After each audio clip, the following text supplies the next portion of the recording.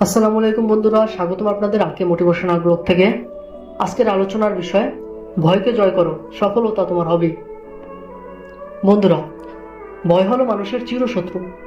আমরা সবাই কিছু না কিছু করতে চাই, বড় স্বপ্ন দেখি, কিন্তু ভয় আমাদের আটকে দেয়। কারো ভয় যদি আমি ফেল করি, আবার কারো ভয় অন্যরা কি বলবে।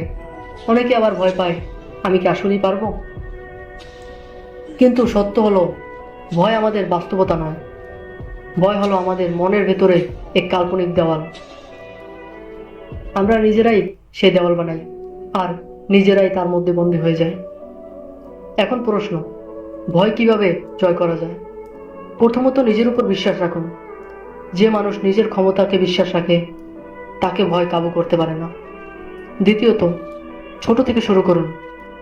বড় স্বপ্ন একদিনে পূরণ হয় না। ছোট ছোট পদক্ষেপ নিন, প্রতিটি পদক্ষেপই আপনার ভয় কাটিয়ে নেবে। তৃতীয়ত, ভুলকে ভয় পাবেন না। ভুল মানেই ব্যর্থতা নয়, ভুল মানে হলো শেখার সুযোগ। যত বেশি ভুল করবেন, তত বেশি শিখবেন, আর তত বেশি ভয় কমে যাবে। মনে রাখবেন, যে মানুষ ভয়কে জয় করে, সফলতা তার হাতের মুঠোয়। ভয়কে জয় করা মানেই সাহসী হওয়া, সাহসী মানেই সফলতার পথে হাঁটা। ভয় আপনাকে থামিয়ে দেবে, কিন্তু সাহস আপনাকে এগিয়ে নিয়ে যাবে।